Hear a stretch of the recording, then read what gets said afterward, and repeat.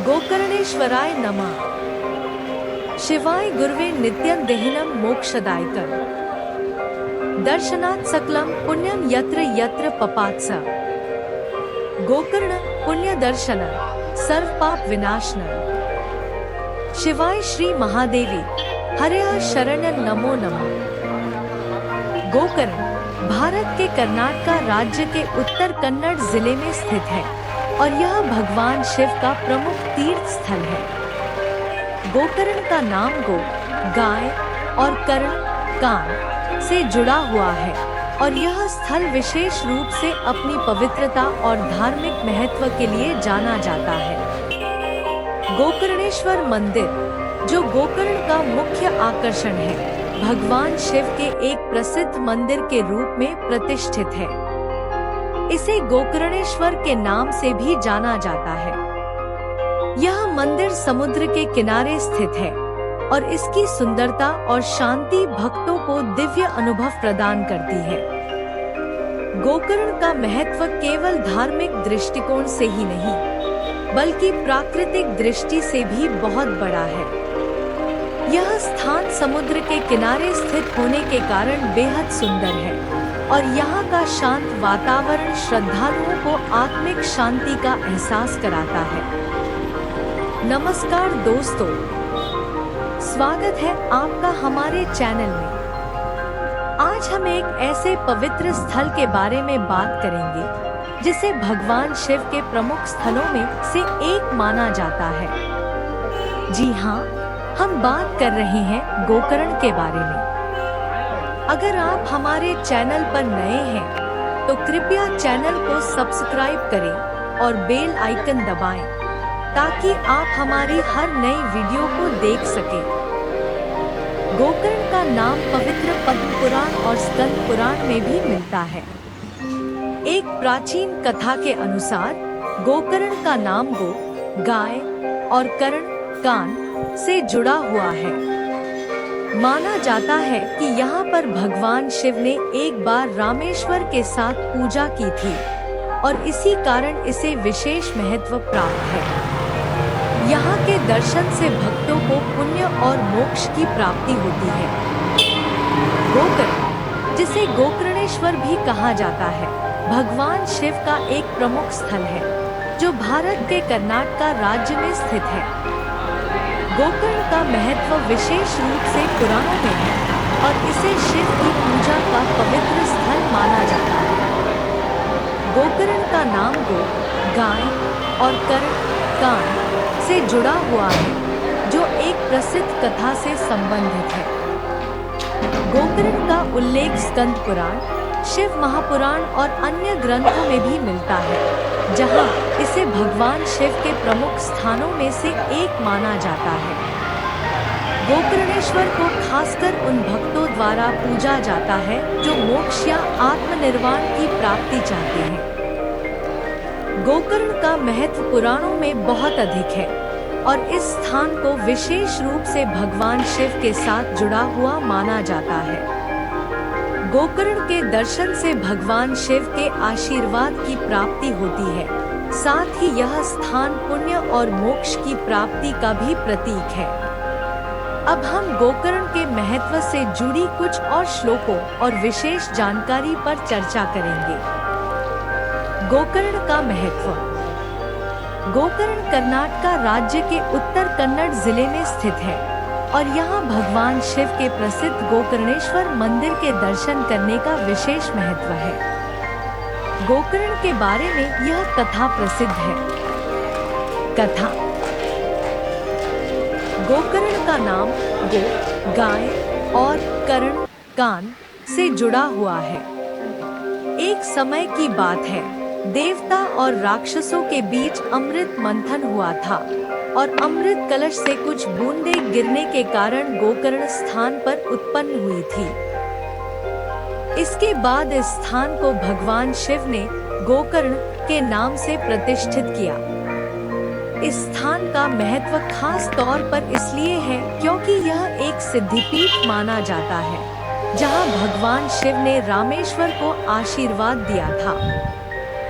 गोकर्ण दक्षिण भारत के कर्नाटक में मैंगलोर के पास स्थित एक ग्राम है। इस स्थान से हिंदू धर्म के लोगों की गहरी आस्थाएं जुड़ी हैं। साथ ही इस धार्मिक जगह के खूबसूरत बीचों के आकर्षण से भी लोग खिंचे चले आते हैं। अपने ऐतिहासिक मंदिरों के साथ सागर तटों के लिए भी यह स्थान मशहूर है। यहाँ माना जाता है कि शिवजी का जन्म गाय के कान से हुआ और इसी वजह से इसे गोकर्ण कहा जाता है। साथ ही एक धारण के अनुसार कि गंगावली और अघनाशिनी नदियों के संगम पर बसे इस गांव का आकार भी एक कान जैसा ही है। इस कारण से लोगों की यहाँ काफी आस्था है और यह एक महत्वपूर्ण तीर्थ स्थल है। यहाँ देखने लायक कई मंदिर हैं। वैसे यहाँ के खूबसूरत बीच ढेरों पर्यटकों को लुभाते हैं। कुल मिलाकर यहाँ के बेहतरीन प्राकृतिक माहौल में धार्मिक आस्थाओं को गहराई से अनुभव किया जा सकता है। गोकर्ण का महाबलेश्वर मंदिर यहाँ का सबसे पुराना मंदिर है। भगवान शिव को समर्पित पश्चिमी घाट पर बसा यह मंदिर 1500 साल पुराना है और कर्नाटक के 7 मुक्ति स्थलों में से एक माना जाता है। कहा जाता है कि यहाँ स्थापित 6 फीट ऊंचे शिवलिंग के दर्शन 40 साल में सिर्फ एक बार होते हैं। अपनी इस धार्मिक मान्यता के चलते इस जगह को दक्षिण का काशी के नाम से भी जाना जाता है। कहा जाता है कि भगवान शिव ने यह शिवलिंग रावण को उसके साम्राज्य की रक्षा करने के लिए दिया था, लेकिन भगवान गणेश और वरुण देवता ने कुछ चाल चलकर शिवलिंग यहाँ स्थापित करवा दिया। तमाम कोशिशें करने के बावजूद रावण इसे निकाल नहीं पाया। तभी से यहाँ भगवान शिव का वास माना जाता है। गोकर्ण का एक और महत्वपूर्ण मंदिर महागणपति मंदिर है, जो भगवान गणेश को समर्पित है। गणेश जी ने यहाँ शिवलिंग की स्थापना करवाई थी, इसलिए यह उनके नाम पर इस मंदिर का निर्माण करवाया गया। यहाँ के दूसरे अहम मंदिर हैं उमा माहेश्वरी मंदिर, भद्रकाली मंदिर, वरदराज मंदिर, ताम्रगौरी मंदिर और सन्मुख मंदिर। इनके अलावा सेजेश्वर, गुणवंतेश्वर, मुरुदेश्वर और धारेश्वर मंदिर भी दर्शनीय हैं। बताते चलें कि महाबलेश्वर और इन चारों मंदिरों को पचन महाक्षेत्र के नाम से जाना जाता है। महाबलेश्वर मंदिर गोकर्ण का सबसे पुराना मंदिर है। भगवान शिव को समर्पित पश्चिमी घाट पर बसा यह मंदिर लगभग 1500 साल पुराना है और इसे कर्नाटक के 7 मुक्ति स्थलों में से एक माना जाता है। गोकर्ण में भगवान शंकर का आत्म तत्व लिंग है। शास्त्रों में गोकर्ण तीर्थ की बड़ी महिमा बताई गई है। यहाँ के विग्रह को महाबलेश्वर महादेव कहते हैं। यह मंदिर बड़ा ही सुंदर है। मान्यताओं के मुताबिक यहाँ स्थापित 6 फीट ऊंचे शिवलिंग के दर्शन 40 साल में सिर्फ एक बार होते हैं। इस धार्मिक मान्यता के चलते इस स्थल को दक्षिण का काशी के नाम से भी जाना जाता है।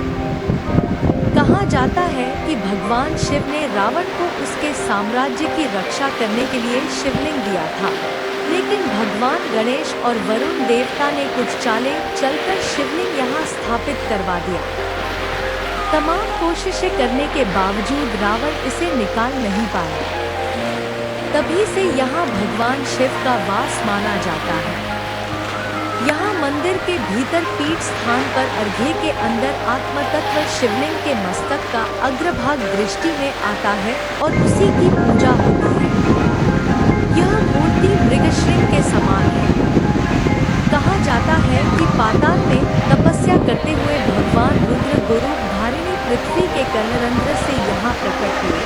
इसी से इस क्षेत्र का नाम गोकर्ण पड़ा। महाबलेश्वर मंदिर के पास स्थित गणपति की मूर्ति है, जिसके मस्तक पर रावण द्वारा आघात करने का चिन्ह है। गणेश जी ने यहाँ शिवलिंग की स्थापना करवाई थी, इसलिए उनके नाम पर इस मंदिर का निर्माण करवाया गया। इनका दर्शन करने के बाद ही आत्मतत्व शिवलिंग के दर्शन पूजन की विधि है।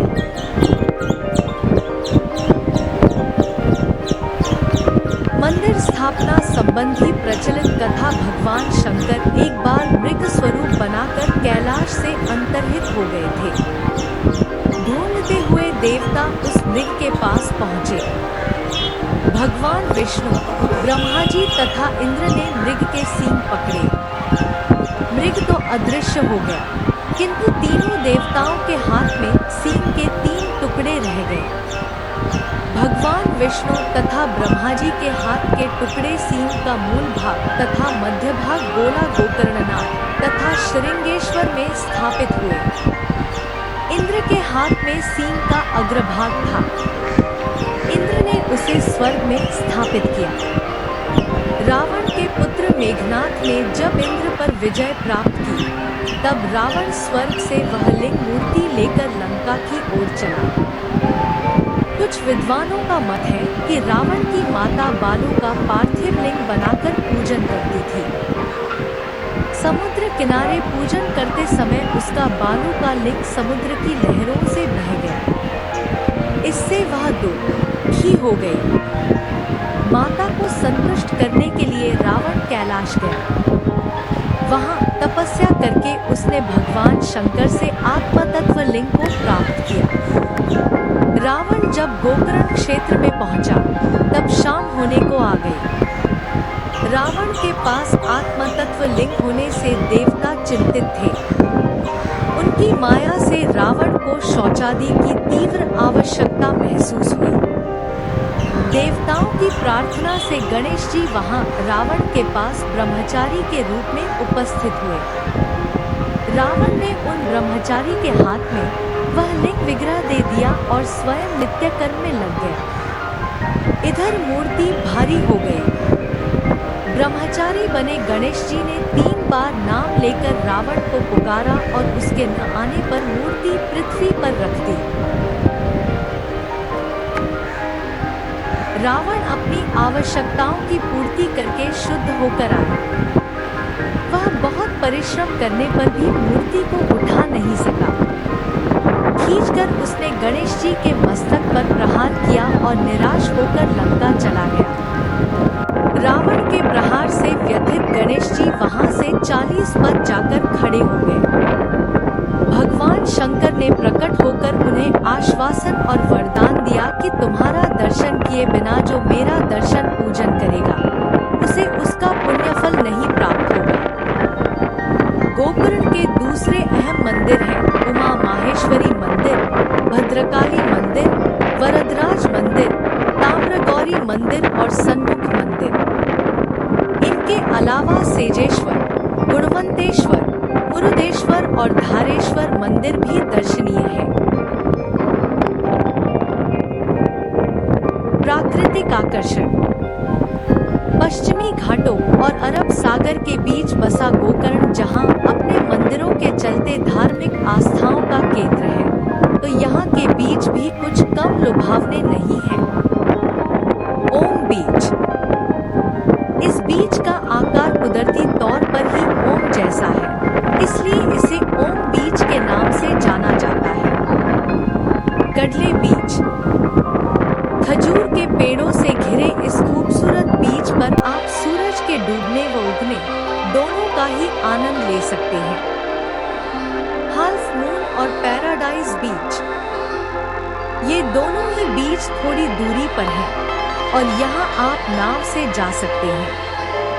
अगर आप शांति प्रिय हैं, तो ये बीच आपको बेहद पसंद आएंगे।